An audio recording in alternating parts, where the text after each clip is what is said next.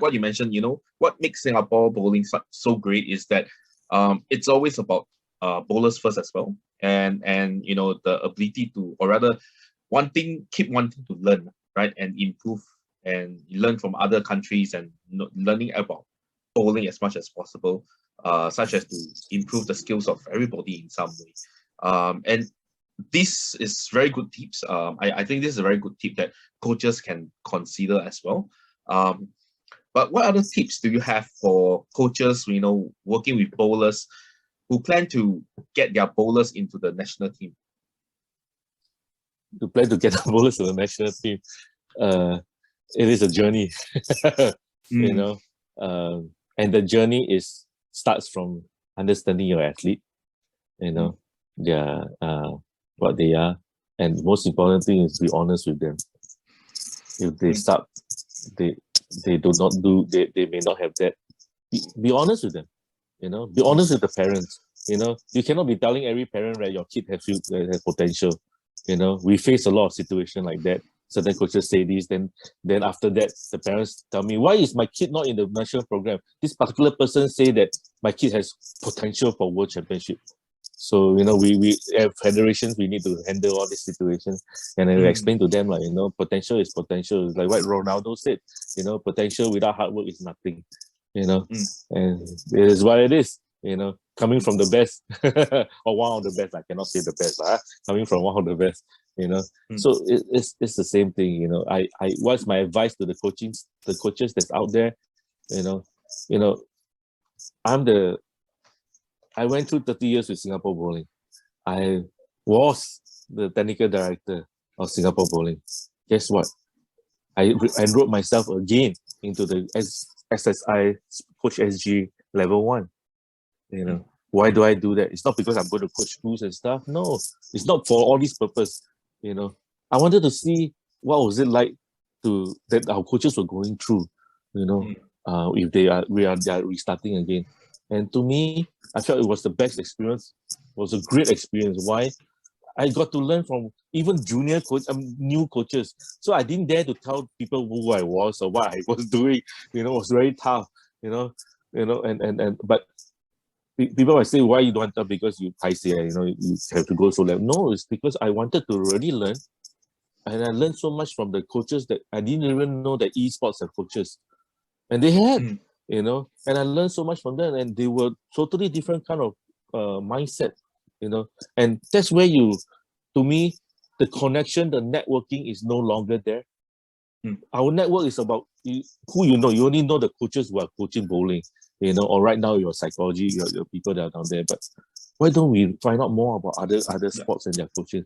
And I learned so much from a junior guy that was doing basketball level 1, and that he was so passionate about it, but because of language, he was worried about whether he will pass or not, and you have older guys that come in and just want to pass down generation of his table tennis career when he was a player for his school in the old age, and he wants to pass it to his his grandchildren, so so he learned so much. And then I had an opportunity also. There was a sepak takraw or a football guy, that it's like he's really wanting to get that going.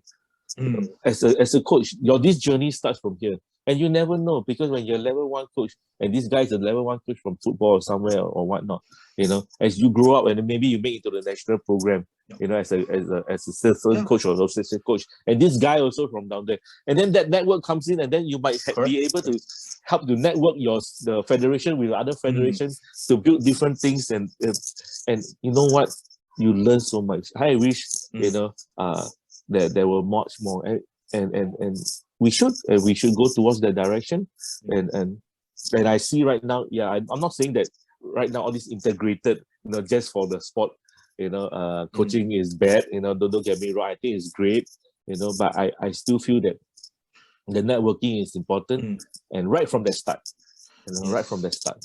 I also agree that networking. I also agree that networking is good. I have a WhatsApp group chat, even with those that we did my SG coach course with, because it was with the whole group that's done by me too. Me too. Singapore. I have it, it was great. And guess what? I mean, the worst thing was because during this period of time we were doing Zoom classes, right? Mm. So the lecturers know who I was. So when they saw me, what are you doing here? I was like, oh my god, yeah, and stuff. And because they were overseas, some of them were overseas, Yep. and we don't, and we it's like right now we were so caught up in our own conversation then, and that the lecturer forgot that there was a class going on. So I keep telling, Mm. no, please, let's focus on the class and stuff like that, because Yep. that's why, because of network, Yep. I know all these people, and I Mm. wish our coaches out there, I don't care whether you're in the national program Mm. or you're in the academy and stuff, go and network, go and find out more about other different sports. That's why I'm Mm. very happy that I see some coaches, they're also doing other sports. And I think it's great. And some people might criticize them. Why are you doing so many sports and you want to come to our sport, the kind of stuff, it's like everybody is like so afraid of their pie, but you know what? Embrace everybody, because you'll learn something different. Someone who is let's say a gym instructor, I'm very sure that guy will know more about physiology than you, unless, and stuff. So why don't engage and learn more, and have him part of the program. And that was how I was trying to build the national program coaching stuff. Everybody have their expertise, and build that. But the number one thing is whether they are teachers at heart first. That's something that I think we don't have in our curriculum, and we don't test and we don't check in our curriculum and in our coaching courses. Do they teach? The heart to teach. So that's why, is that something that's lacking? I don't know. I don't dare to say, but I think it's something that we really need to look into, and to ensure that coaches have that, because we are teachers. Coaching is just a fancy word, but we are actually teachers of sports, and life skills and stuff like that and whatnot. And I don't see anything in our curriculum, even in the right, except when I went to the level one, and there was a lot about teaching all this stuff. And so it really was so happy that I was telling the lecturer, I'm so glad that all this is going on, and because I went through the NCAP. I went to NCAP 1, 2, and 3, the old days and stuff like that. That's why they say, why didn't you get certified? Then you don't have to do this. I said, no, I wasn't interested in getting my certification. I was very interested in understanding how bowling can fuse with NCAP at that point of time. That was 10 years ago to 15 years ago. So I'm glad they have this integration. But because as sports council at that point of time was converting NCAP to Coach SG, so we decided not to apply NCAP anymore and stuff. Yeah, it was quite dry. I sat in there, I almost faint, and stuff. There were some lecturers that were fantastic. They keep the class going, and stuff. But this Coach SG, every lecturer was fantastic. They got that going, everything. They were just showing examples of how the class should be conducted and stuff like that. How you handle different people and stuff. So I find that is the skill that is needed to be taught to our coaches. That's why I got you all to do the different things in class, not just about bowling, right? Because I want you to engage, because it's how you, and then you see, I'm so glad that you're still with this group of those coaches, and you're still network, and you'll find out, and you'll find out, and you're doing all the things, and that's fantastic. And I hope you can embrace the new ones and bring them up and share your experiences and stuff, because it is so important, and that they have that support system. Support system is key. That's why when I was there, I always wanted to be down there. Anytime you all have any question, so I gave you all my numbers and stuff. Anytime you all have any questions, please feel free. There's never a wrong, a bad, stupid question. It's always about, there's always something, regret if you never even find out. It's really interesting. It's really interesting to hear from you. That other than the technical knowledge, the skills about the sport, right? About bowling, So, and the coaches should also network, continue to learn from different domains, and as well as learning about teaching pedagogy, teaching philosophy in some way, and having the ability to teach rather than just having the knowledge and skills as well. I totally agree. Because I come from the educational side of things, so I do understand what you're saying in terms of this, having that ability to teach, because I think that really makes a difference. When we are working with the bowlers and understanding what does the bowler want to learn today, what does the bowler want to improve today, and and going like what you mentioned earlier, a bowler's first approach. And from there, after that session, that 2 hours, this young kid will leave this session very happy because he know that, my coach listened to me. My coach has worked with me with what I want to work with, and also improving his skills along the way as well. And everybody is happy because that relationship is built, and the kid will come again next week, or the next session again. Yes, it's about building I would say, the emotional bank account with the athlete. It's not things don't just work right there, and stuff like that. Trust. They say, well, you must gain my trust. I think it works both ways too. And but we also, how you gain that is actually by really trying to understand the athlete, and not trying to impart what you know to the athlete to show people that you know more than him or her. You know what? I gave up that long time ago because Google knows more than you anytime, any day. So, and they know. Kids nowadays, they know it's so easy to find out information, ball reaction, RGs of the ball, stuff like that. And I have coaches, I have people that even advised me last time, when you don't know, act that you know and move forward. I've never advocated that. I've always advocated, if you don't know, say that you don't know. But you know what? I'll find out the answer for you. And together we get the right information moving forward, so that we build this archive of information together. Never lie. Never try to hide anything. It's not easy. I know, really, it's not easy. Somewhat because it's like you're at that stage in your career. You might be already the head honcho or whatever and whatnot. That's where Henry taught me. How high can you be when he's compared to Henry?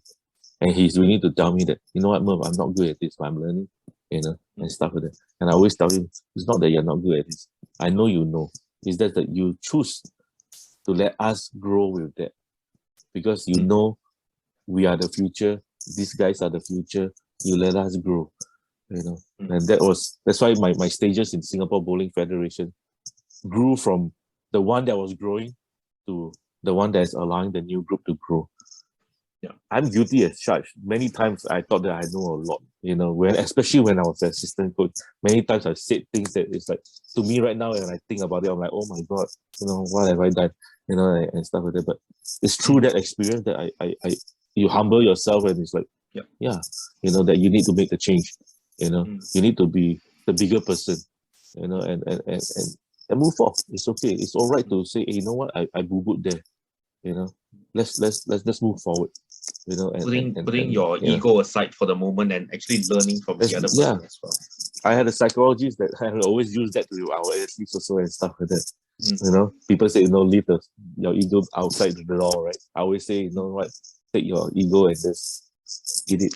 Every time somebody says something, just take it, put it as money, because you know what, one day it will benefit you. I eat it because at the end of the day, you learn how, that's perseverance. And ego is good. There's good and bad ego. Please, I'm not saying that ego is bad, and stuff like that, but when to apply it, when to help you, and when to push you to the highest of level and stuff like that. I really feel, and I want our new coaches to go through what I was fortunate enough to go through. And because that experience, the 30 years, 20 over years of my experience there, 15 years as a coach, 10 years as a player, 25 years,